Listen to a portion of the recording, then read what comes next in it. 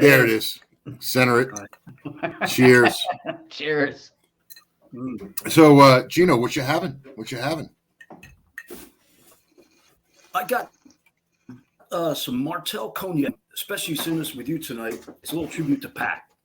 Pat loved Cordon Bleu Martell.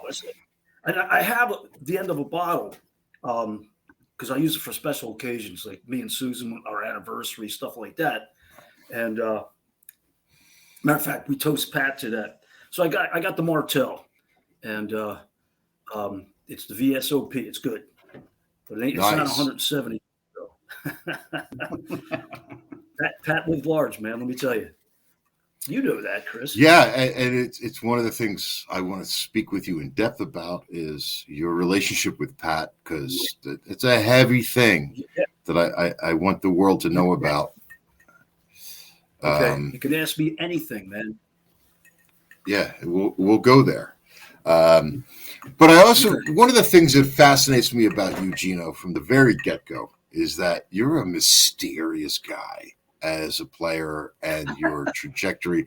Yeah, and I know that might be kind of a bizarre vernacular to use, but there's a mysteriousness about you. Because I'm from the Philly area, right? You know, and as you were, but you're currently more in the Cape May County area, correct? Yeah. Well, it's my hometown, you know. So, yeah, I've been gigging here, you know, since I was 15, 16 years old. You know, I played for Jerry Blavitt at Memories. You know, when you say Cape May, too, I'm extending that like to outside Atlantic City and stuff like that. But then, you know, I toured around with Pat all around the world, the United States. But of course, I was not playing.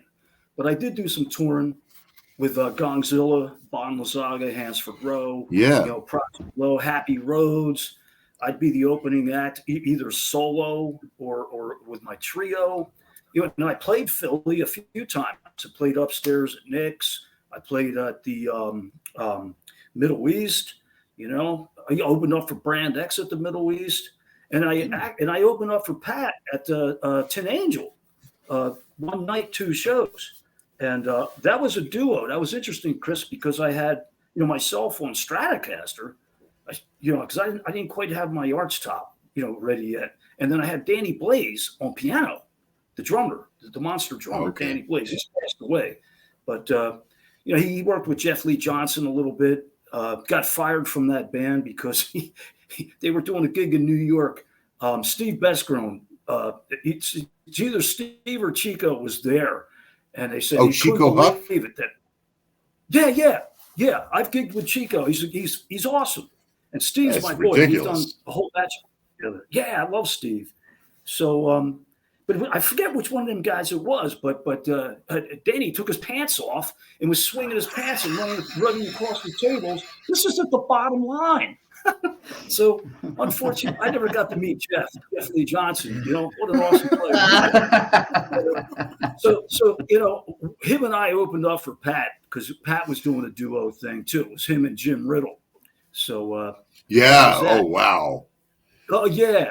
So so not to interrupt, but Jim Riddle was the cat that played on the Interchange record, right? Yeah. Like that's the. And we're going to get to that, like that whole that connection. But just so people know, Jim Riddle, like wow. Oh yeah. I got a cool. Here's like a Pat story. We were in Boston, and Pat was playing the Regatta Bar, and we went out for lunch. Matter of fact, with Jim and a couple of the other guys, and Pat got food poisoning. He got pretty sick. So of all things, Ronnie Earl shows up at the gig beforehand because he's playing down the street at the House of Blues, and he asked Pat to sit in. Well, Pat wasn't feeling well at all. He didn't go, so I went down with Jim, and Ronnie doesn't know me. I met him with Pat, but he doesn't know me or anything. So I said, it's a packed house, by the way. It's sold out, packed house. House of Blues in Boston. So I go to Ronnie. I said, "Hey man, I'll take Pat's place." So anyway, me and Jim sat in. He wheeled out a Fender amp, and had loaned me a Stratocaster, and we hit it. So it was pretty cool. Jim's a great guy. Wow. So Pat got food poisoning. Oh yeah, so Pat got food poisoning, man. He was hurt. He actually cut the show a little early, but I went down the street to the House of Blues and sat in with Jim, with Ronnie Earl to a packed house. You know, Ronnie's he's quite a well-to-do blues man. Santana's even had him sit in. Why? Yeah. Really? Yeah. He had Ronnie Earl sit in, and Ronnie was such a beautiful gentleman, man. He came backstage. He said, "Pat, I just wanted to meet you. I don't want nothing from you." And he was just a real gentle gentleman. It was pretty cool. Pat would say to you, he told Susan, we were at his place once, and something was being said, and Pat said that I was the master of silence. See, Pat and guy, I know so much about Pat, it's unbelievable. He told me once, I know more about him than his first wife. And you want to hear something funny? Well, I knew all his wives. I met Jerry, I met Tina, and of course Aya. I was there in Japan when he met Aya. But his very first wife, Jerry, they just had that 3-day jazz festival tribute celebration of life for Pat Martino at the Summers Point Jazz Festival in November. Did you catch that? When did that? Okay, there was some great players, man. Fareed Haq was there. Charlie Appicelli, Wolf Marshall, all these killer cats. And wow. Yeah.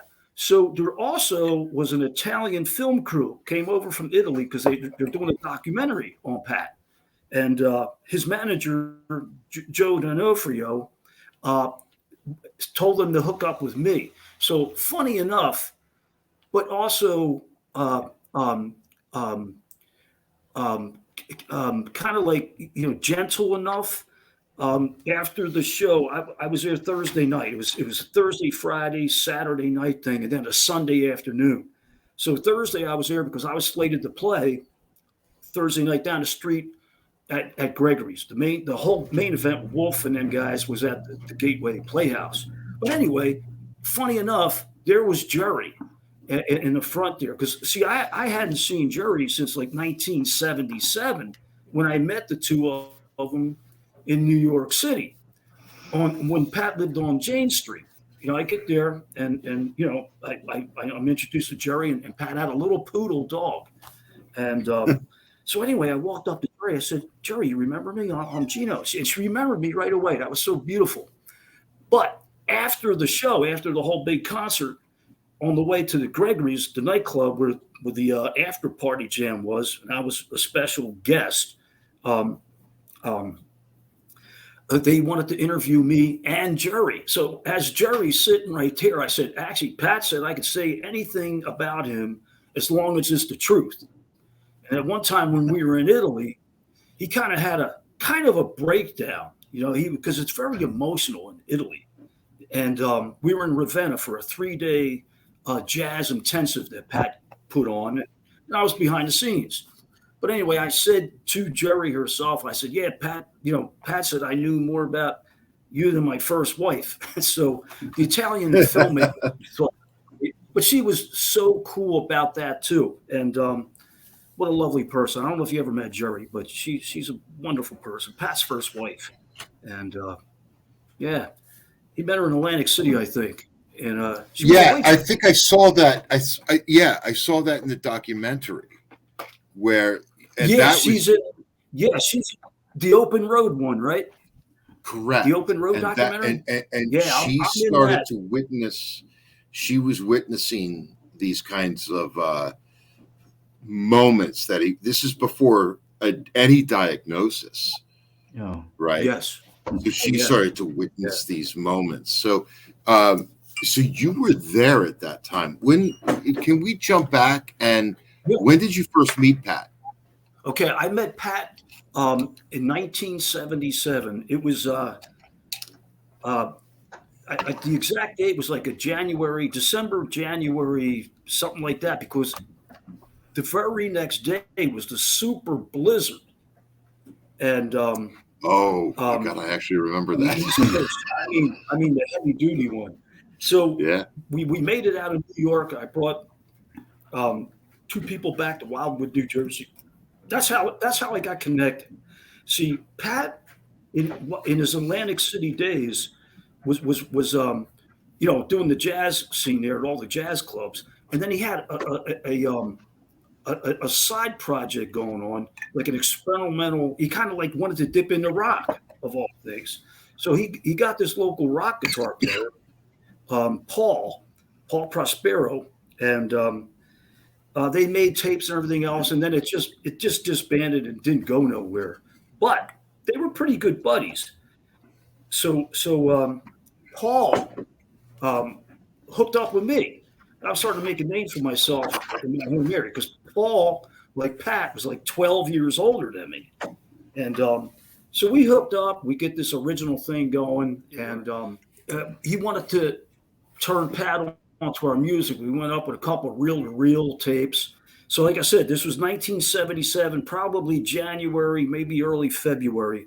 And Jane Street, Jaco Pastorius, his manager, lived up there. Richie Havens lived upstairs. It was pretty cool. And yeah, so I'm like 22, 23 maybe, and Pat's Joyous Lake just came out, so I was big fan and all. Like, wow, I'm meeting Pat Martino. I can't believe it. And yeah. I get there and Jerry's cooking him breakfast, and he asked me if I wanted some sprouts. He was making them sprouts and eggs, So, yeah. So sprouts. But anyway, Pat like really took to me. He really liked me. As we were leaving that day, he said to me, "Hey, anytime you're in town, you can stop by." And it's like, wow, it's Pat Martino. So that's going back. That's how I first met him. That's when I first met him. We're talking 1977 here. So a few years went, and now we're talking like the early 80s, and he had the aneurysm thing, and right. I had happened to have a car accident. I had my face rearranged, and you can't really see it on camera. Yeah, but if you're Susan and you wake up with me, you can see my eyes were ripped up and stuff like that. I had glass down my nasal tract. It was, it was pretty tough. Yeah. So it was kind of like we both had traumas. Pat having it much worse, of course. But of all things, and you might know this part of the story, he started to come back out, and he wound up coming to Cape May and playing the Shire Jazz Club. Yeah. So I So I want to interject here though, because the way I understood the story, Geno, was that he was very resistant to coming back, and it was you that brought him into that world where you were like, "Hey, play this room in Cape May," but under his original name. Pat Azara. Azara, that's right. His first gigs were Pat Azara. That's right. Wow. I'm not the only one though. There's a couple other key people. Yeah. There's John Mulhern, a beautiful guitar player. John Mulhern had a big stake in helping Pat get his head back. I did more of the road work. Matter of fact, let's jump to let's just stay at the Cape May thing for a second. I approached him. I said, "Hey, Pat, you remember me, man? We met in New York, and and this and that." And he did. He did, even though he had a lot of memory loss. So he said, "I'm going to be on the beach tomorrow. Come on down and meet me on the beach." He told me what beach he was going to be at. And man, it was a hot ass summer day, Chris. And I'm walking on the beach. The sand's killing my feet. It's so hot. And most people, they're down closer to the water. Here's Pat sitting like in a Zen position on a towel in the hot sand. It's like, I believe it. I believe it. And he's sweating. But I actually had a day job at the time, and I worked at a sign company factory making hotel signs and all this and that. So on my off time there, I was just there for maybe 9 months. But I made a few guitar picks out of Lexan, and I made a couple for Pat, and I gave them to him. And, one thing led to another, and he really dug that, and he did remember me. So now we're going to jump to like 1985. 85. Okay. He came to Cape May several times, and then he did change his name back to Pat Martino the last few gigs there, or here, I should say, in Cape May. I even have a handmade poster. I don't know if you knew him back when he used to do Letraset. He would do Letraset, do the letters on paper or whatever. And he made his own poster, appearing Pat Martino. And when that whole run was over, he gave it to me. It's like a relic because it's a one of a kind. He only made one. There's one, and that's it. I got it. But nice. Anyway, hit 1985. It was Flag Day. I'll never forget. He invited me to come to Philly. Now this is when he's on South 16th Street. That's where you must have went, right? Yes, correct. Yeah. Wolf and 16th Street. Yep. So his mom, Jean, was starting to get ill, and actually, let me just go back to the first time I went there. I got to tell you about Mick. This is wild, Chris. I get there, and I brought my guitar. I brought a Stratocaster with me because I didn't know what was going to happen. Pat's invited me to his place, So we get there. He didn't want to know nothing about guitar or nothing. But I'm sitting there waiting for him in the living room area by the front window there. Yep. I know it well. Yeah, I know you know. So Pat was upstairs getting it together, and Mick is sitting there. He's checking me out because he never met me before. His dad, Mick. Did you meet Mick ever? Never met. I never met Mick. Oh, you never met Nick? Okay, he was something else. Anyway, you got to check this out. He pulls a pistol out. Oh shit! He pulls a pistol out and shows me. He goes, "Man, anybody messes with my son, I'll shoot him." Wow! Yeah. This is the honest to God's truth. Hey, I mentioned it on Facebook once but it got taken down just because I mentioned a pistol. Because you mentioned a pistol, right? What's that? But that was he was just kind of laying the law, right? He was law of the land. Oh yeah, because that he didn't know me, man. Here's some young punk coming to see his son. Yeah. Because I think already people were probably trying to tap Pat, for things. I didn't want nothing. I wanted nothing whatsoever from Pat, and I made sure Mick was clear on that. And so after that episode, I mean, it was wild. I'm staring at a little pistol, and it's because Mickey, I'm telling you.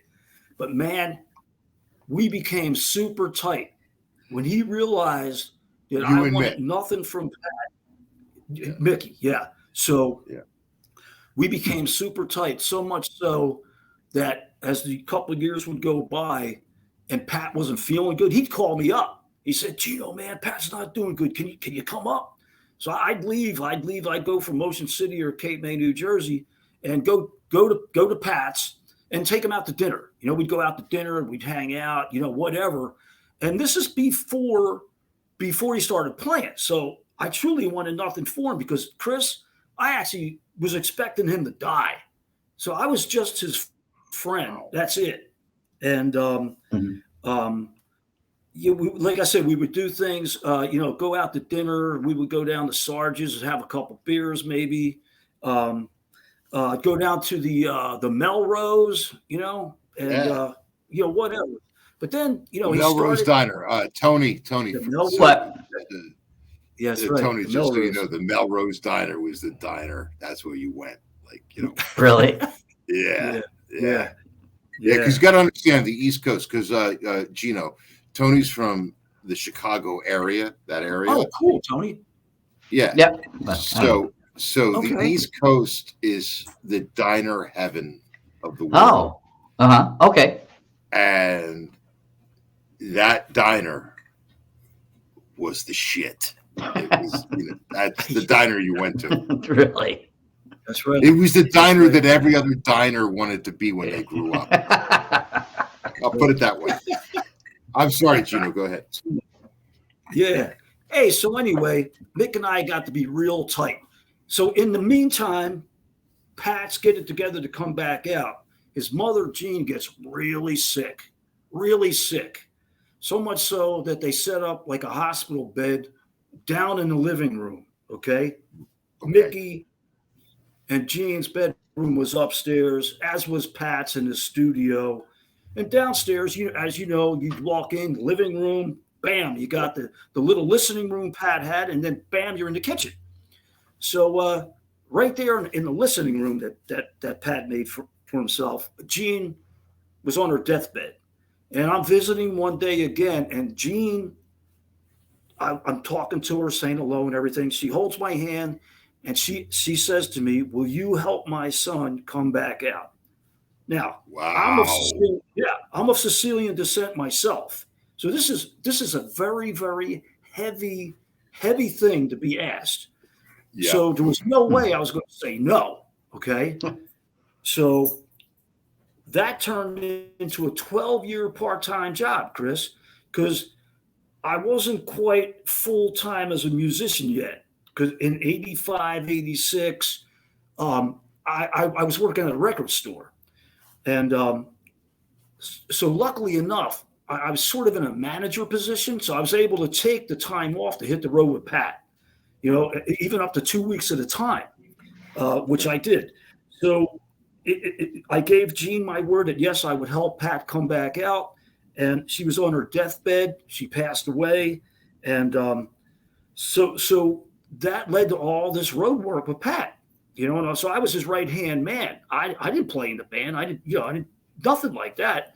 I was his super roadie, personal assistant, lugging his luggage around. A lot of times I'd be the driver too. One of my main jobs was, what's the quickest way out of town to get back to Philly? We just right. So that became, that was a 12-year part-time job for me. I went all over the place, met everybody. That's how I met Harvey Mandel. Harvey, we were in San Francisco now. Now Pat's back, okay, at this point.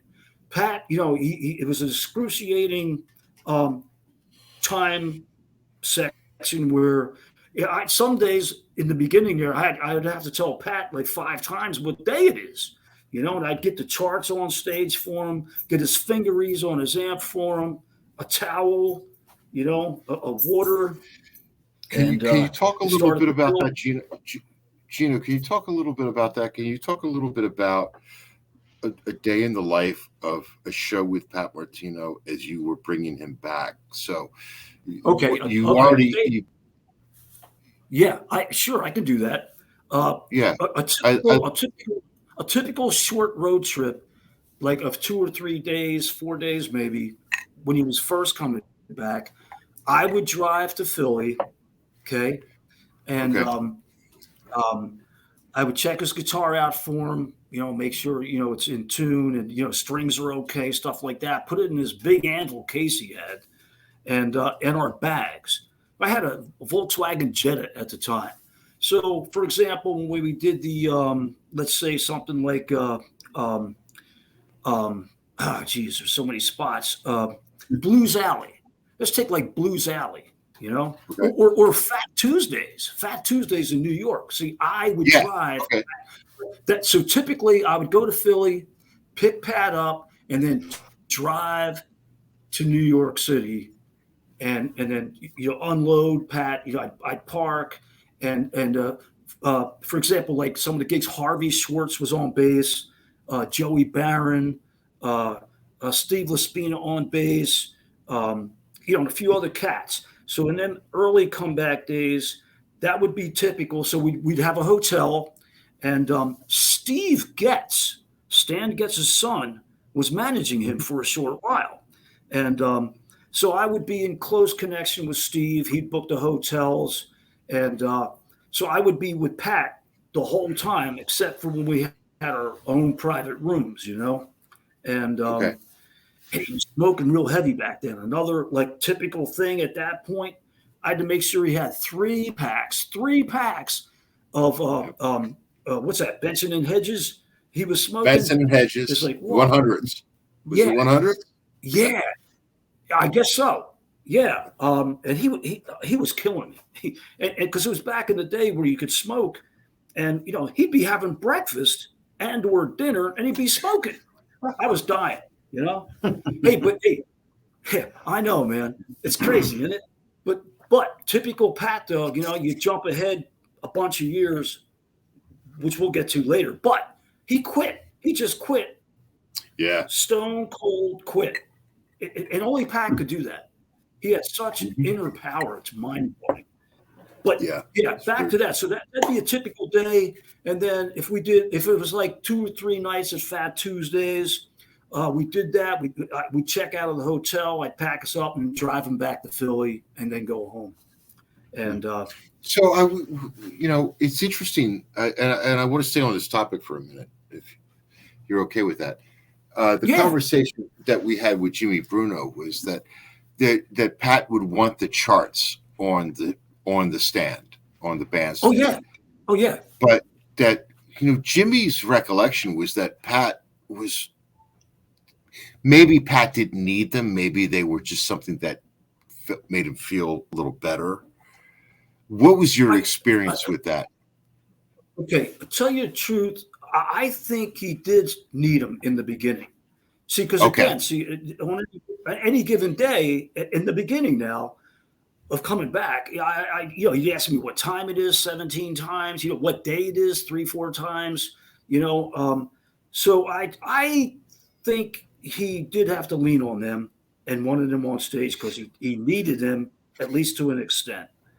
But he was still reading those, but he was still able to read those heads. He was still able to read the melodies, the chord change, like he understood the chord changes as you saw it. Yeah. One of the things.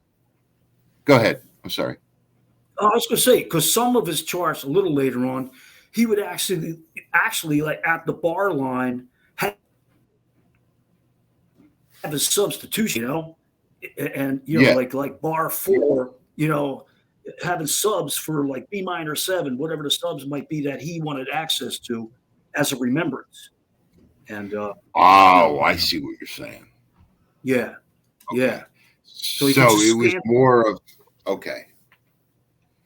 But now, did you notice in his improv, like his improvisations? Yeah. Were they affected, or? I mean, I noticed a change in his sound. From El Hombre and Strings, those records, and Consciousness, which was toured. I had that when I was on tour. I had that CD was with me 24/7. Oh, awesome! But then when Interchange came out, which was the time that my involvement with Pat happened, there was a change in his sound. His execution was amazing, but his sound, there was a change in his sound. Yeah. And of all people to speak to on that would be you. I think because he was physically and mentally coming back around. And I think, it's like your tone comes from within. You've heard where Eddie Van Halen played through Steve Vai's rig, but he sounded just like Eddie, Yeah. So exactly. So kind of like in reverse of that, Pat playing through his rigs, his sound is everything, like changed because he was becoming more alert as it went in increments. And, it became a time where he wouldn't ask me what day it is. He knew what day it was. But in the beginning, he'd ask me 3-4 times, what day is it today? It's like, wow. So yeah, his tone changed. He had, for the longest time, I was lugging around that Roland amp, what's that, JC 200, 100. Oh my God, that weighed 1,000 pounds. I was dying lugging that around. Yeah, and he was playing that Abe Rivera, Did you ever feel that, Chris? Did you ever feel the Yes, I overground? actually played it. I actually played it when I went to his Oh, okay. place. He was so And so have gracious I, to me. because I would keep it in my room for him and everything. But wasn't that the heaviest guitar on planet Earth? Yeah, well, it wasn't just that. It was the high E was a 14. Yeah. The high E was a 14. Wow. And Oh, yeah. I remember going up to his place. I remember going up to his studio, and I'm seeing it. It's there on the stand. And of course, I'm freaking out. I've got my guitar with me. And Pat didn't have a guitar on him. He was just sitting on his chair. And I look over at the Abe Rivera, and I said, Pat, would it be okay if I could have a moment with this guitar? And I'll never forget, Pat leans into me and he goes, feel free. Yeah, that was it. So I take this guitar, and I remember the chord I played. I played I'm sorry, I got the wrong sound for this. Not the sound that you would use for this. I played just an A minor 7 voicing, but I'll never forget that high E felt like a telephone wire. I'm like, yep. And I can Chris, understand. It was like a 14. Well, wait a minute. And I asked him that. I was like, that was light though. See, because he would move. There were periods we had 15s, and the highest was a 16 on the high. No. Because that's when we were at the bottom line. Okay, at the bottom line, Jaco Pastorius comes in, and he says, "Hey, Pat, how you doing?" And he picks up his guitar, and he goes, "Oh man, I see you're still playing with them telephone wires." There was the period where Pat had 16s on the top. How? 16. And I think this is interesting. I think this is interesting for the audience to understand that, for those who are listening and watching, Pat, if you were to meet Pat, you wouldn't expect this. But when Pat shook your hand, if you weren't ready for that grip, oh no, you'd be on your knees. This gentleman had such an amazing command over that tension. And it was just unworldly to me. Was there a time, Geno, where you saw a change and I know I'm going to go into the nerdiness of technology here, but when he went, was he always using that gauge, or was that something that he went to later? From when I knew and picked up anything time-wise with him, it was 15 was like the center point. The 15. Wow. I actually didn't. Yeah. So, and then he would bump it up to 16s when he really got playing. So technically, the whole time, it was at least a 15. So at least a 15. Wow. Yeah. But do you think that was because of his picking technique? Because he had such a strong picking technique. I don't know. There's like, well, you played the Abe Rivera. There's like a weird thing that does happen when you got really thick strings like that. If it's set up in a certain way, oddly enough, it like if it's set up right, 15s don't necessarily have to feel like 15s. Correct. You know what I mean? It's kind of like the Stevie Ray Vaughan thing. He used 11s or 12s or something, but he tuned down a half step. So correct. In Stevie Ray's hands, that's probably like I use 10s on all my strats. I'm a 10s guy. So, but does that inform the playing? And I'm grabbing the guitar to hopefully demonstrate this in the sense of lines, right? And Pat to me was a line player. Oh hell yeah, yes he was. And I think that gauge string helped inform that, as opposed to going, Yes. where you can go. You know what I mean? My point being is that I do you think that I know exactly. And I agree. Yeah, his guitar was set up to be, hey, you know what? I told him once we were in LA and I came up with a term for him. I told him I did. I told him he had rotational linearity in all his fingers. Because that's the other thing about Pat. He could start a line and on any finger. You know what I mean? So I said he had rotational linearity. He really enjoyed that. That was one of the you know what, that's a beautiful statement you made, because this is one of the things that that Pat showed me once, which was this. Oh yeah. Yeah. That's one of the assignments he gave me once. Well, that's an interesting way to change positions. Right. So I'd be in ninth position, and he'd be like, "Well, you don't have to be there anymore." Huh. So that's what that's for. Right. You know, that kind of thing where you're like,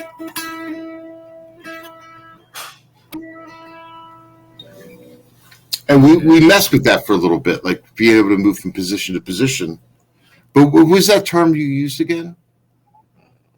Rotational linearity in each finger. Yeah. So if you have a note, say E,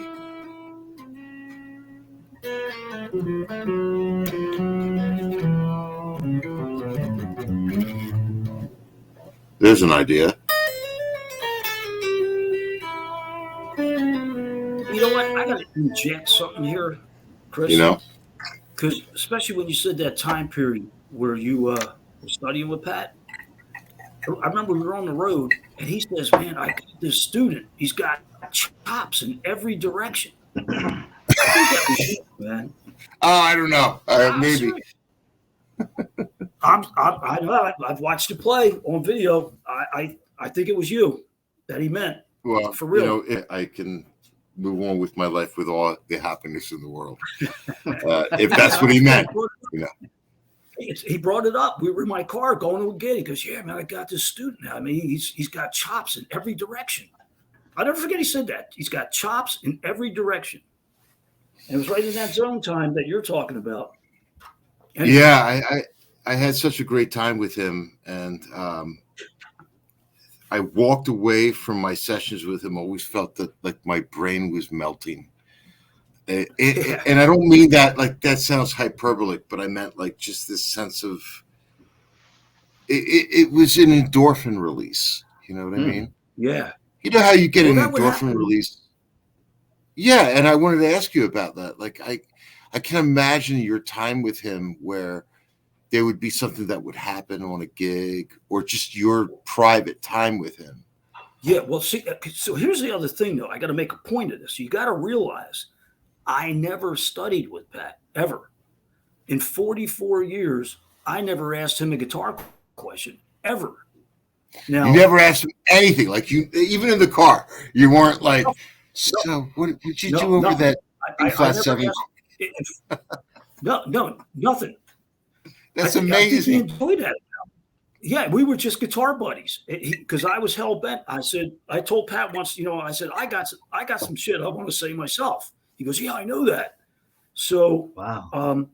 That's where, I mean, of course things rub off. I mean, because I'm behind the scenes at seminars at Duquesne University, Berklee College of Music, that 3-day clip in Ravenna, Italy, matter of fact, everybody that attended that got a diploma. And guess what? Pat signed his name for a diploma for me too on that. But Chris, I never went to Pat and studied. I never, after that first, I was saying earlier, the first time I went to his place, I brought my guitar. See, he didn't even want, he didn't want me to take the guitar out or nothing, man. We would hang. We were true friends who happened to both play guitar. And, I think he totally enjoyed that because, with me, we would talk, guitar, music, composers. You know, we'd be on the road. He always had control of what we listened to on the road. And, but I never sat and studied with Pat ever. And never did I, like, hey, Pat, what chord are you using there? I never asked him nothing. And, you know, I'm completely self-taught. Now, mind you, of course, you hang around with Pat for 44 years, something's going to rub off. But, right. You know, Exactly. You hang out with Pat Martino for 4 months. But you're 44 years. Yeah, 44 years. Yeah. So what did you getting to your playing, Geno, like what, and this is multi-tiered question, is like what changed? Like, so you were obviously a player before your experience with Pat. And now that you've explained that you never actually took a lesson from Pat, but you spent 44 years with this gentleman. That's right. What happened to your playing? Like, what was there some sort of osmosis or something like that changed your way? Yeah, there might be like a soaking in type of thing, whatever. And if you spent time with Pat, you know, he used to like to talk as eloquent as possible. And see, I loved him so much. And he was like my big brother, so he'd be talking this stuff, and I think, I don't know what the hell he's talking about. Or he'd be in the bar like Schofield, you know what I mean? John Schofield, Vic Juris, or something like that, and they're talking all this harmonic stuff, and I didn't know what the hell he was talking about. I recorded with Harvey Mandel, like I said, when we were in San Francisco, and we're at the Fairmont Hotel, the famous Fairmont Hotel. Yeah. Just trying down, make sure that everything's ready for Pat. And I'm in a back hallway, and this guy's coming this way, and I'm looking. I'm thinking, God, that's Harvey Mandel, because I was a Harvey Mandel fan from day one. Okay. So he passed me. I said, "Man, that's Harvey Mandel." So I turned around. I said, "Harvey?" He goes, "Yeah." So I said, "Hey, I'm Geno White, such and such. I'm here working for Pat." He goes, "Oh, yeah, that's why I'm here. I'm looking for Jerry." He was looking for Jerry Garcia. They were all going to meet to see Pat at the Fairmont Hotel. That's the night that Jerry got real sick and he was in the hospital. So I didn't get to meet Jerry Garcia, but Harvey Mandel and Dick Dale were there. Surf King Dick Dale. Oh, yeah. So I introduced Harvey to Pat, this and that. The next day, I get a phone call from Harvey in my hotel room, inviting me to come down to jam at the club. I said, "Man, I would love that, but I'm working for Pat tonight too. I can't do it. I'm working for Pat." So one thing led to another.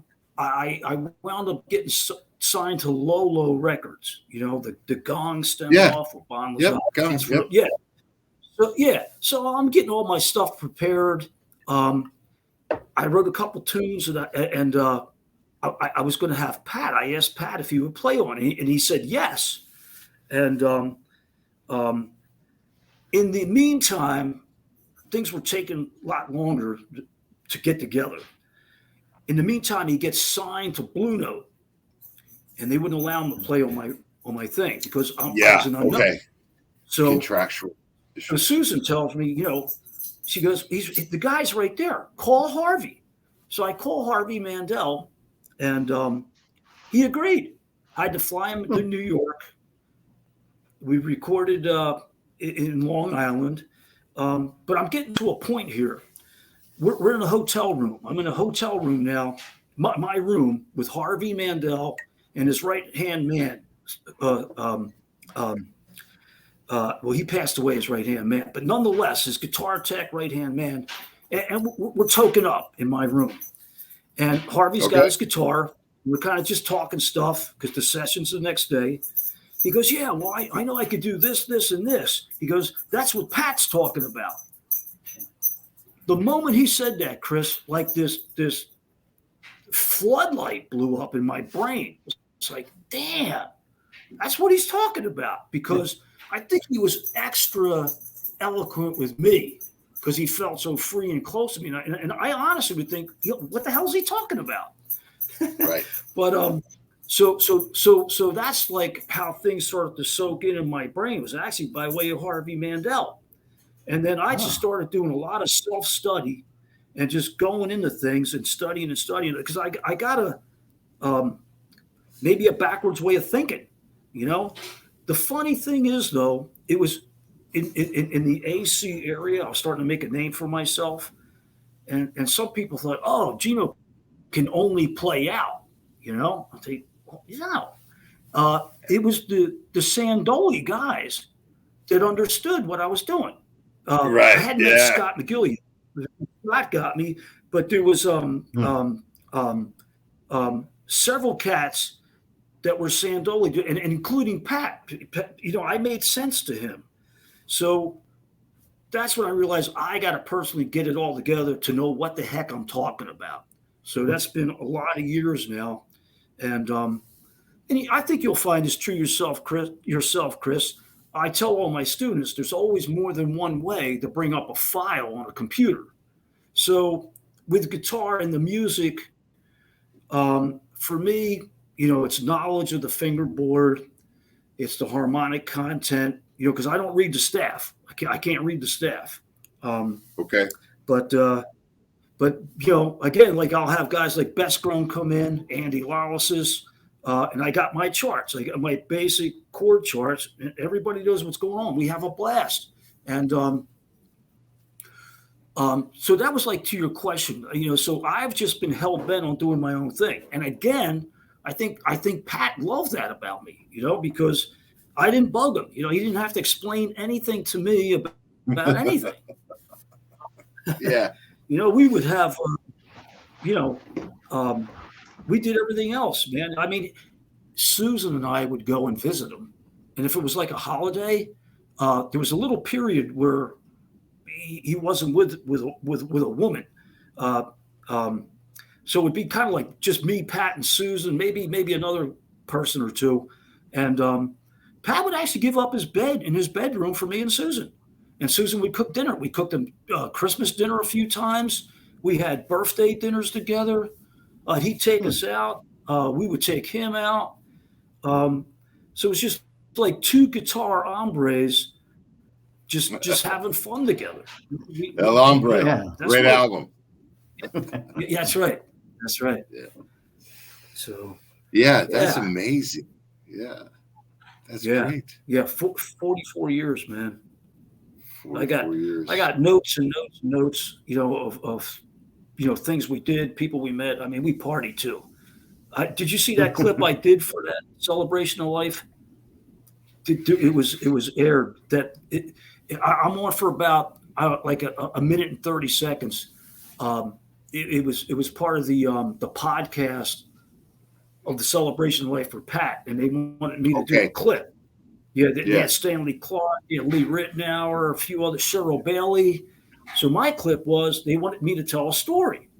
So I said, you know what? I'm going to come with a completely off-the-wall story.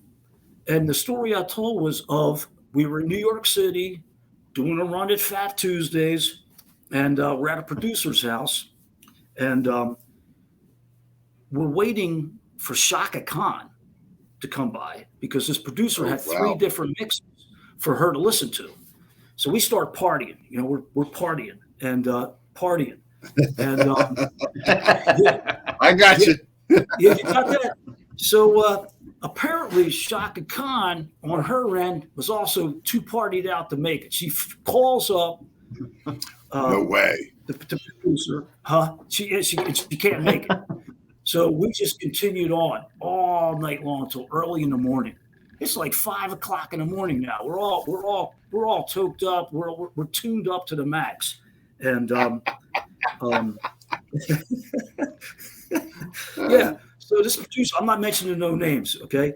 But the producer, oh, good. I'm telling you about because again, he says, say anything you want as long as it's the truth.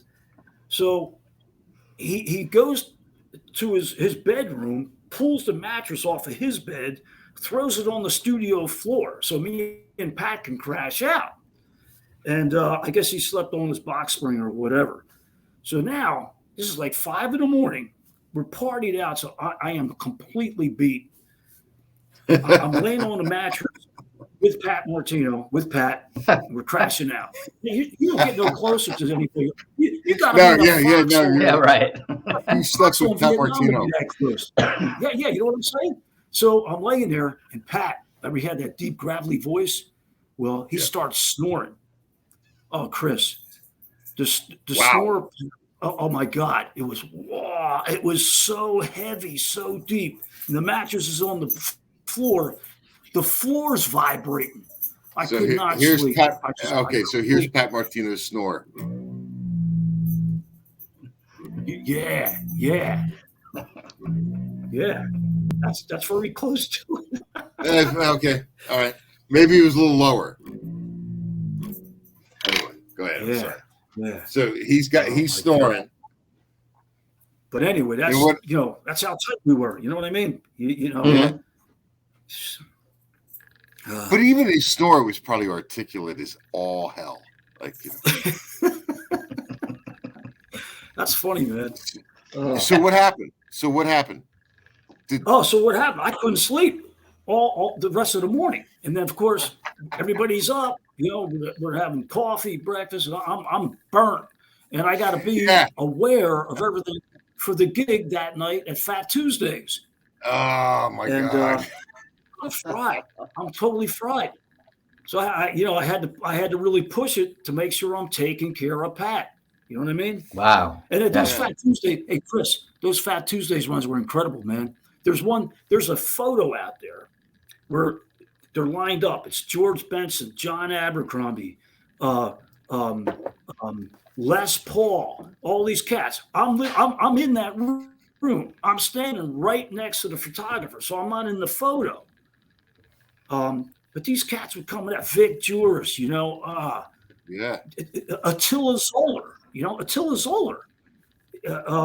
Everybody was coming out. Even Stan Getz himself. I met him upstairs at Fat Tuesdays. Oh my God! Wow. Oh yeah. Yeah, because that's the period where Steve, his son, was managing Pat for a while. So I'm hanging out upstairs at Fat Tuesdays with Stan Getz. Mind blowing. Hey, I'm going to pour a little bit more on this. Yeah, do your thing, man. Yeah, we're getting real. Yeah. So there you go. Oh, very nice. Hey, you know what? I haven't done my product. No, you haven't. You have not. I haven't. Yeah, I have to do my product placement. There we go. Oh yeah, your product placement. There you go. I like that. I have. It's a thing. I have to do that. So. What an amazing time that you had with the,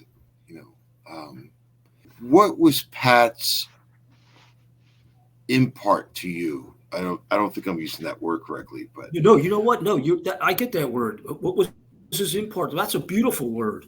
See, that's the other thing again. I didn't take from it. I didn't study his playing. See, I don't do any Pat tunes. Back to this thing, the celebration of life. When his manager called me and wanted me to play, I told him, well, I want to do one of my originals. And he goes, well, what's that got to do with Pat? I said, well, that's Pat allowing me to always be myself. So when I did my thing, I actually had Kenwood Denard sit in, Freed Hawks in the audience and everything. I'm doing one of my tunes because I don't do Pat's tunes. I did my tune called Tomorrow Blue. And my heart was in it for Pat. So I was expressing it through inner spiritual emotions, memories, and such. Whereas on the flip side of that, Fareed Haq did an awesome killer set of his rearrangements of Joyous Lake tunes. And it was great. But see, I don't have that. I don't think like that. There's no way I could pull that off. I had to do my thing.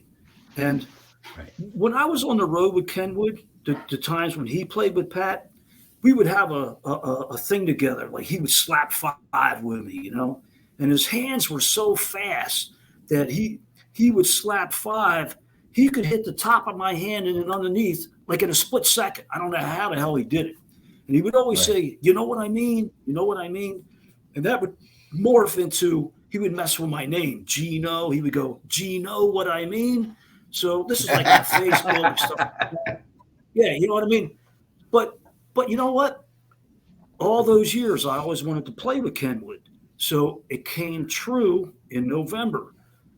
I reached out to him. I said, I'm going to be doing I did 10 minutes of my one tune. And he was at the club. He came and he goes, this is the perfect opportunity. And I'm the only guy he sat in with at Gregory's Club here. But the biggest gift compliment I got was when Kenwood got off of that. After all them years of messing around, saying, hey, you know what I mean? You know what I mean? Do you know what I mean?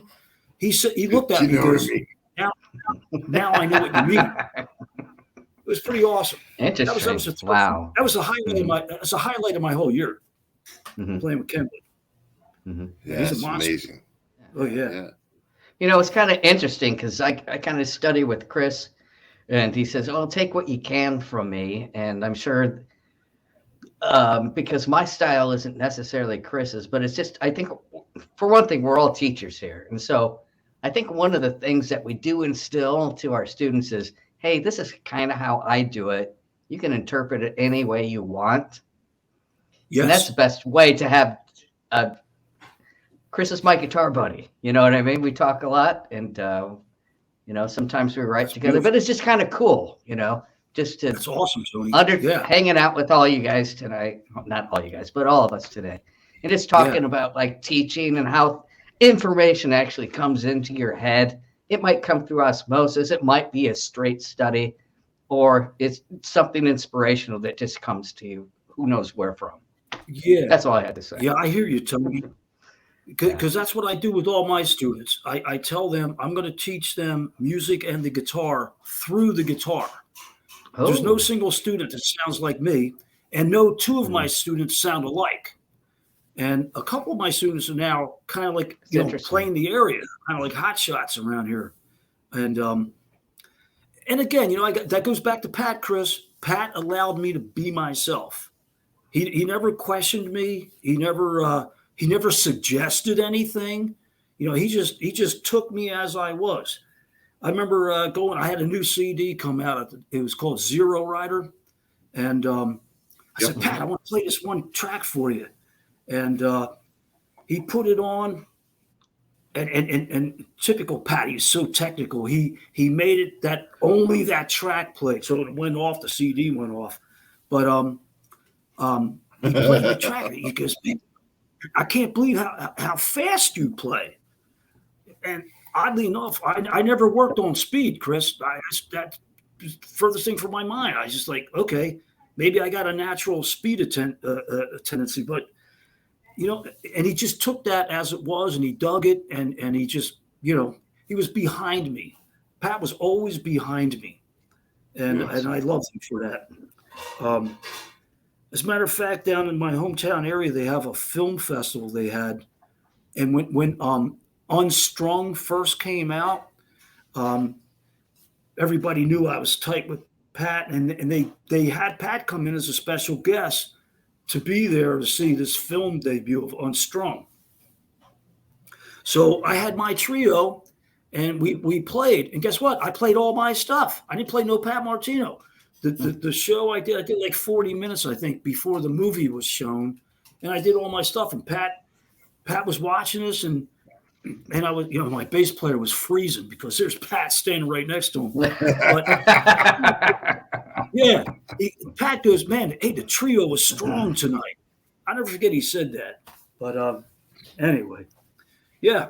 Yeah, I mean, I think I had one performance where Pat was there at the Grotto in Philly. He came out with Jimmy Bruno. With Joe Mass. With Jimmy Bruno. Okay. Yeah, no, I was performing with Joe Mass, but Jimmy. Right. Yeah, I saw that story. I just remember going, "Fuck me." It's like not only do I have my teacher watching me, but I got Jimmy Bruno, throwing back a few cocktails, and I'm like, Jimmy's monsters, man. Yeah, he's something else. Yeah. Oh my God! But that's part of it. It's part of the gig. Yeah. Yeah. Well, Pat got me the gig with Carmine Appice, and Vinnie Moore was on guitar too. Pat was in the front row. So you're doing a gig with Vinnie Moore and Carmine Appice. Okay. Wow. And we open up with a BBA tune, Jack Bogart Appice. And but anyway, what I'm saying is Pat was in the front row. He got me the gig. And so here I am. I'm playing because I was a Carmine freak from the beginning. I loved them when I was 16, 17 years old. Okay. And so to unfreeze myself, Pat being in the front row, getting me the gig, I watched Carmine's foot pedal. That's what I followed. I just zoned in on his foot pedal. I had to solo. Genius. I was genius. What's that? That's a genius move. But so after when the show was over, I introduced Vinny to Pat and Carmine to Pat, and I got through that. So I thought, man, if I can get through this tonight, I can play in front of anybody. You know what I mean? So even if I'm a way lesser player, like if I got a gig and Steve Vai's in the audience, it's like, oh my God! But I would still get through it. You know what I mean? But why would you say that you feel like you're a lesser player?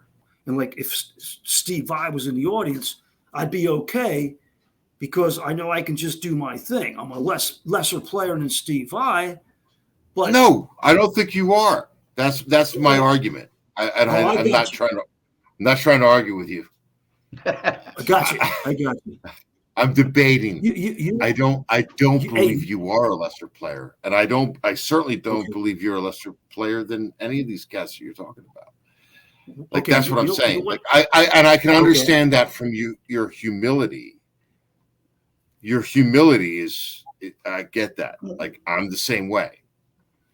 But I don't believe that you're a lesser. You mentioned about like what's his name? Jim Bell. Like, Jimmy Bell. Yeah. And like you were pretty stoked for a minute when you didn't realize he was in the audience, but he wanted to meet you. You know what I mean? Kind of like okay. Fair enough. You know what I mean? Okay. You got me. You got me there. Hey, you got me there. Pay attention. Hey, okay. I got to I got to say this though too. Lately, I feel a little defeated because I've been having hand trouble. See, look at that finger. Oh, what the? Hold on. Fuck this. I'm soloing you. Hold on. Give me a second. Holy shit. Right. Yep. What the fuck is going on? Bring it up. There you go. Oh my Holy God. Fuck. Oh my God. Hey, so Chris, that's probably the only thing I'm leaning to is that because I've had to totally abbreviate my plan for 2 years. What happened to you, man? What happened to you? Hey, it's gout, arthritic situations, and a ruptured tendon, and I had cellulitis. Christ. Oh yeah. So even playing. Oh man, we're going deep on this show. Holy shit. Oh yeah, Chris. That's why I made that statement. See, all right, look, I wouldn't want to be. Hey, Chris, I wouldn't want to be on stage having you in the audience. No. Really, because I'm not up to par, man. No, I totally respect you as a player, Chris. You're such an awesome player, man. You're a killer. And that the honor of you saying that is without bounds. And I'm not trying to delineate what you said earlier. My point being is, you're a tremendous musician, tremendous player. And I only said what I said, but I understand where you're coming from in the sense of, when there's somebody in the audience that you're like, oh, but go ahead, show the hand again. Dear God in heaven. Look at that thumb. Yeah. Wow. Oh my gosh. How are you holding the pick? How am I holding the pick? That's a good question. I'm a pick freak, Chris. I got picks from all around the world. I got titanium picks. I got picks up over Japan with Pat. But because of this finger and holding, I've been using these real thick things here. Actually, you know what? I left it in the other room, but I got a .40 and then a .6 pick that I'll use for teaching. So when I do a Stratocaster gig, I'll still use my go-to pick for Strats is Fender Extra Heavy. So I'll score the pick. I'll get the tip of a knife and tap holes into the pick, so it gives you a grip. But for teaching now, I use a 6.0. Yeah, it's not the V pick, the other Gravity. The Gravity people. Yeah. Gravity. Yeah, I got a 4.0 and a 6.0, and that's what I use. So because the finger keeps changing. I've been dropping picks at gigs. So Chris, I got to abbreviate. Like I got tunes I wrote where I have like a major 7, and you throw in that sharp 11. I can't bend that no more. So I gotta actually like mini bar that. Hey, and Chris, put it this way: I can't even play a C major chord. A beginner, a little girl can play a C major. Look, I can't play it. I got to do one of these if I need a C. So a lot of minor 7s.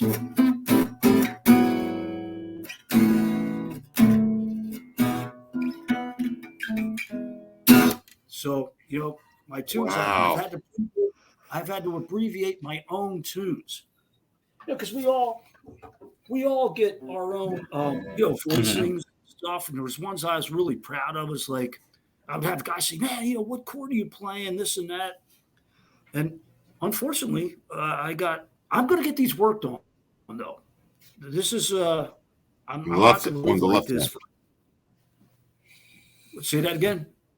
You're talking about your fretting hand, right? Yes, that's the main one right here. Yeah. And then when I can, I'll get the finger in hand. I mean the picking hand. But yeah, I mean, I gigged I logged in 54 gigs in 2022. And yeah. So that's why if you follow, like when I post gigs, Chris, I do a lot of solo and duo gigs because it's more relaxed. Like I did have a sold out November show at a theater here called the End of the Road Theater. It was a trio gig. I had a power rhythm section. It was awesome. But man, I had to make sure I had Advils, I was drinking and, take that pain away and really, get that. And I had to totally compromise though. But I made the gig. But I used to do gigs like that every week. I had weekly, power Stratocaster gigs. But I guess by the grace of God, things have shifted to where the last couple seasons, it's a lot of solo gigs with my arch top and duo gigs, arch top and a bass guitarist. Steve Bestgrone came down for 2 this past summer. I got a monster player in the area, Michael Mairano. Worked with Andy Lawless's, one of Pat's buddies. So that's a little easier on me because when I go to compromise, in my tunes, so like minor 7s are no problem. And then, I'm riffing around and, I can get around. But I really want to deliver when I'm in a Stratocaster situation because that's my thing. That's my standing in stereo, the stuff I did with Harvey Mandel.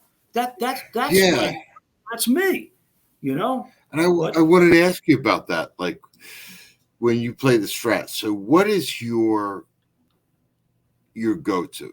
Like what is Geno White? Strip away everything. And if someone was to experience you, what would they experience? Strip away everything. Well, actually, you could take everything away from the get-go because I'm a totally raw, straight to the amp player, Chris. My Strat gigs, I have no effects pedals, When I play a kick-ass Strat gig, like when I open up for Gongzilla or whatever, I'm Stratocaster straight to the amp. And I have 2 Prosonics, Fender Prosonics. They have 2 gain controls. So I like to kick the gain up, and that's what I work. I work gain. The CD I did with Harvey Mandel, I had a 50-watt Marshall on 11. And only way to do it. Yeah, that's right. That's right, Tony. But yeah, no effects. So I'm raw, stripped down, and I'd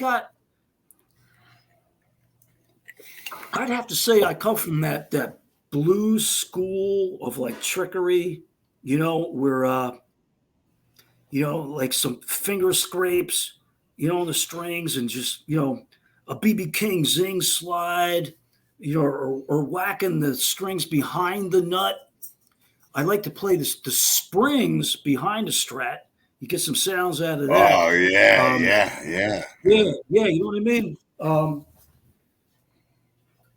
Here's my custom. Bring it on. Come on. I love this guitar. But like on that Zero Rider CD, you got then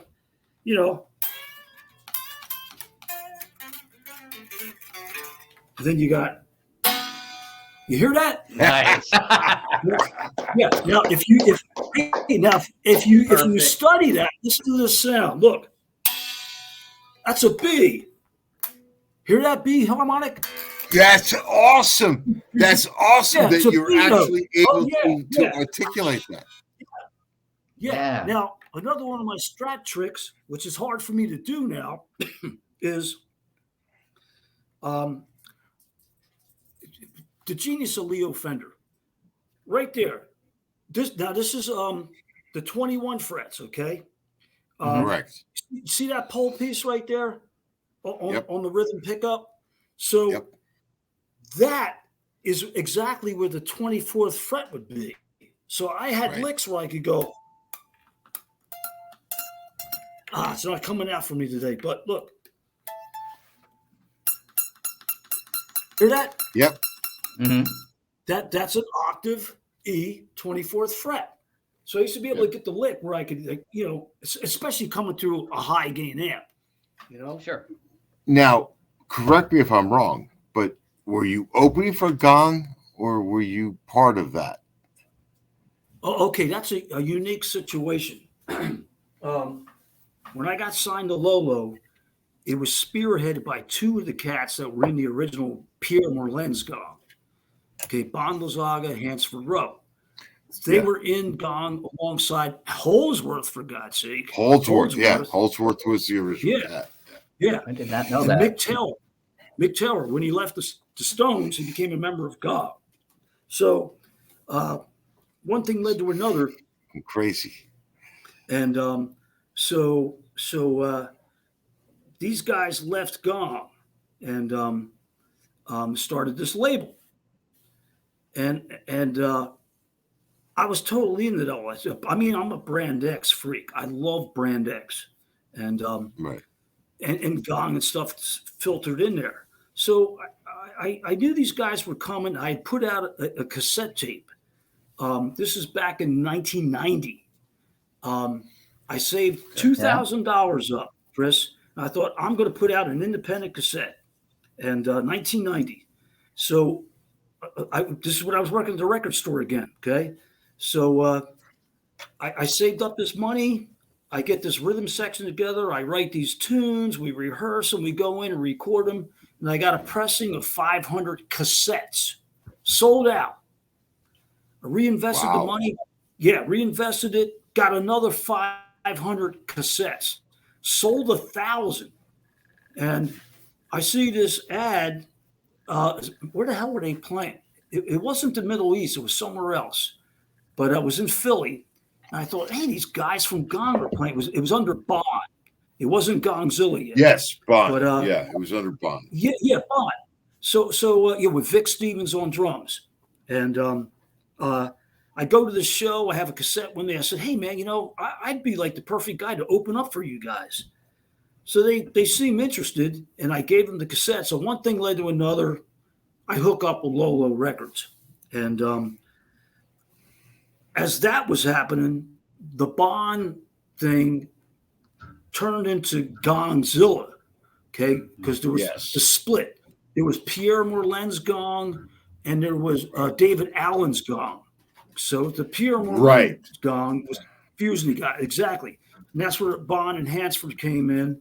And so they got Gongzilla together because it was now cats from Gong, because Benoit Morland on marimbas and percussion, Pierre's brother, and who was a Gong member.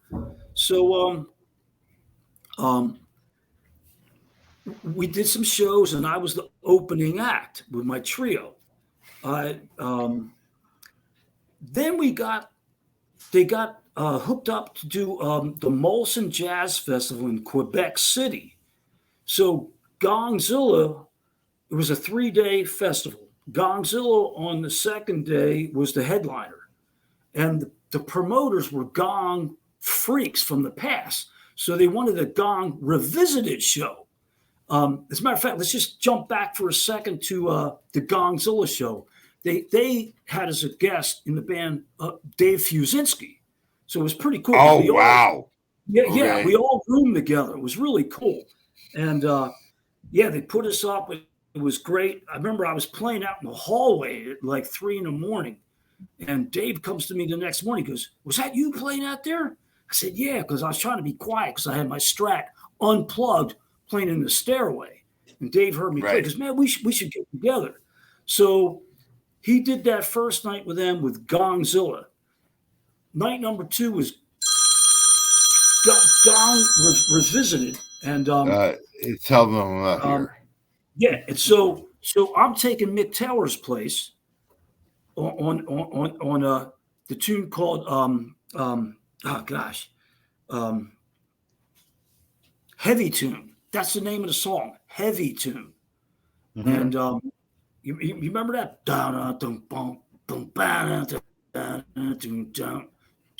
Anyway, so I'm playing in front of like 3,000 people in Quebec City. It was awesome. So they did announce me as Gong guitarist Geno White. So I'm sort of a little leaf on the Gong family tree. Ah, okay. So and then I did that again at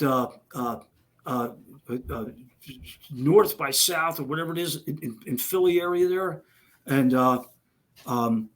that night they had Sam Aliano on drums. Sam Aliano was like one of Slash's drummers and such, and Benoit Morland was there, and Bond and Hansford, which were original Gong members. So I did that again there. So that's how close I got to Gong. You know, just that's it. So I'm just a little leaf in the family tree. But it was fun. Family tree. It was awesome. Yeah. I taught with Bond. Bond and I taught at the same school for a while. Oh, cool. Yeah, he's that's my boy. Say hi to Chris. Miles, say hi to Chris. There he is. Wow. Say hi to Chris. Is that a miniature? No, Manchester Terrier. He's a purebred Manchester Terrier. Yeah, Miles. Oh, wow. Yeah, he's a good boy. Yeah, he's probably heard like 2,000 guitar lessons here.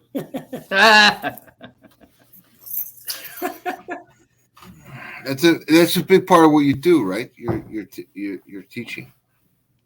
What's that again, Chris? You're teaching. Like yes. That's a big part of what you do. Yeah.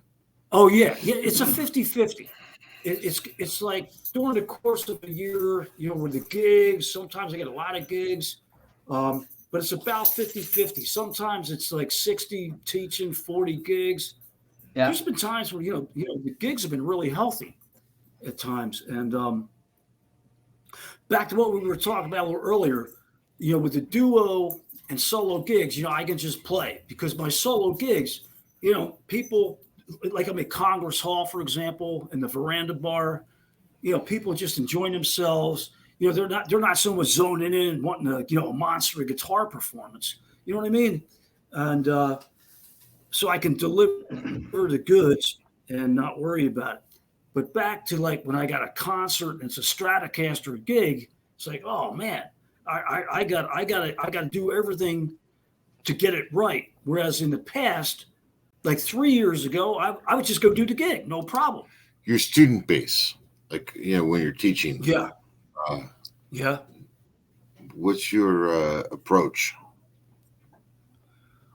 You know what? I take each student individually. And I was just telling Tony, I even get Berkeley graduates coming to me for alternative thinking. These guys already know how to play, but I got some real alternative thinking.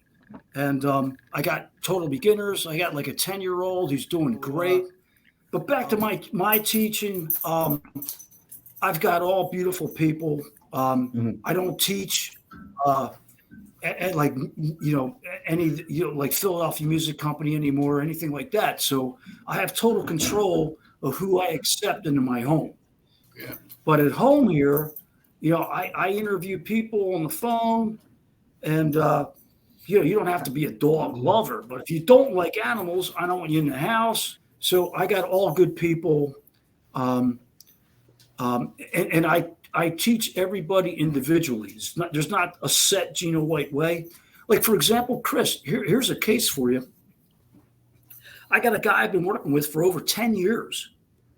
Now, this dude was a commercial fisherman. Okay. He already played guitar.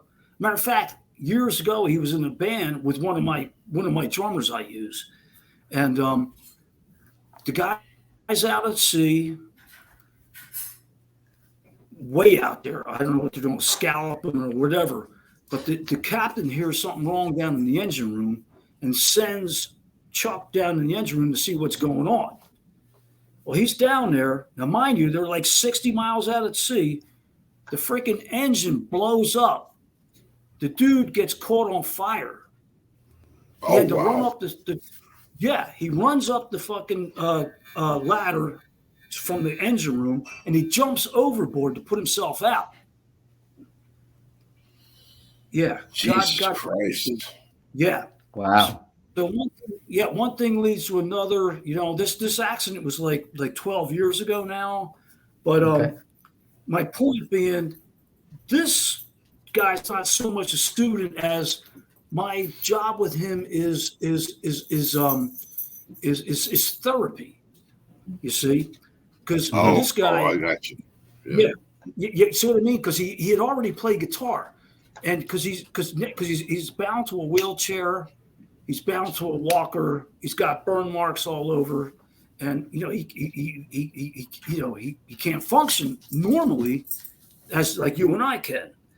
But God bless him, and I love working with him. But with him, we play blues every session. I don't teach him anything because he already knew how to play. Because his head doesn't really. It's not an immediate response. Like you and I are talking together. You ask me a question, I give you an answer. Right. With my guy here, there's a lot of delay. So the doctors are actually very happy. He's doing these sessions, and because it's keeping him like up. Mm-hmm. You know what I mean? So, but then I was telling Tony, I've got a young 10-year-old guy. He's doing great. This guy knows his pentatonics, he knows his 4-part chords, and then I got a couple other people that just they're like there's retired people. I got a couple of retired guys. They're not out there to be monster guitar players. They just want to have fun. So I apply myself as a teacher to that level. You know what I mean? Sure. Yeah.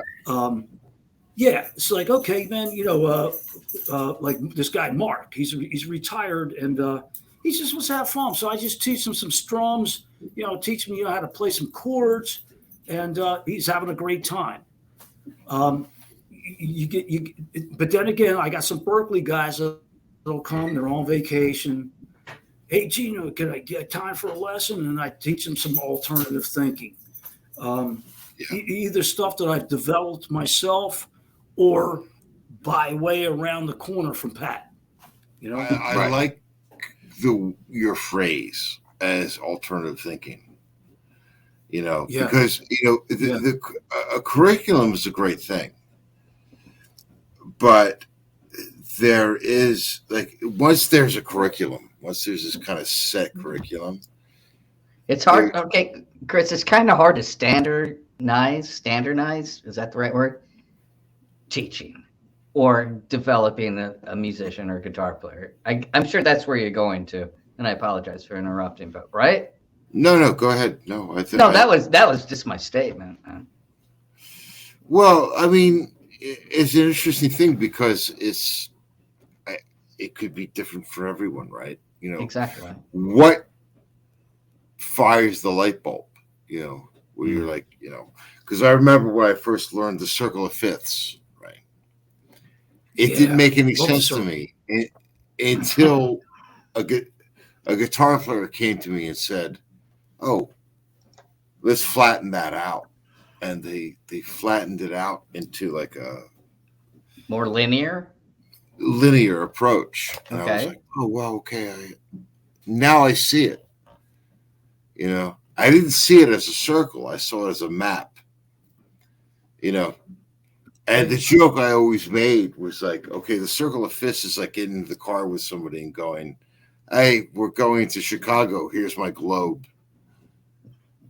As opposed to saying, here's a map. I'm not talking about like GPS. We have GPS now. Right. But I'm talking about before GPS. I have found some very interesting stuff with the circle of fifths. I got to turn you on to this, Chris. Check this out. Let me grab my circle going here.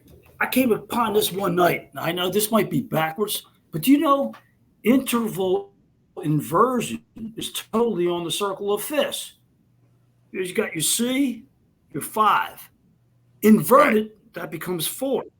Right. 2 becomes flat 7. Right? 6 becomes flat 3. Major third becomes the flat 6 there. And then you get to the halfway point, flat 5s are flat 5s of each other. I was up at like 3 a.m. drinking tequila when I came up with this. Go back. I've been wanting to run this by Scott McGill, to tell you the truth. What was that? I've been wanting to run that by Scott McGill sometime. Yeah, interval inversion. If you twisted A to the top there, you'd be able to get all the interval inversions. Because interval inversions are a pretty exciting subject, especially with the dominant chords.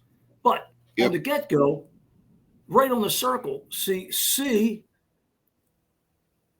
This is backwards for me. G is the 5. So if you invert 5, it becomes 4. All right? From C is 1, D is 2. D is 2. If you invert 2, that's flat 7. See, a whole step up from C is D, whole step down from C is B flat. See what I mean? Interval inversion. It goes all around the circle. It's pretty wild. Yeah, this is a Geno thing. This is like I did not get this from Pat. Hey, Chris, man, this has been an awesome event, babe. Yeah, man, awesome. You as well, Tony. And nice to meet you, Geno. Yeah, but I appreciate your time tonight, Geno, and I'm glad we got to do this. So absolutely, Chris, man, it's my total pleasure, man. You're super cool, man. Tony, man. You're awesome, babe. Thanks, Geno. We'll do another one, man. We'll do another one sometime. Oh, absolutely. I always stories with Pat, like hanging with Joe Pesci, George Benson, Link from Mod Squad. I got stories, Chris. We could go on and on and on. Somewhere down the line, maybe we should do part 2 of this. Oh yeah, we'll do part 2 and 3. Hey, you know what, Tony? I'm going to give you a good night toast, guys. All right. Chris, all the best to you, my brother. Tony, all the best, man. All right, guys. Thank you so much.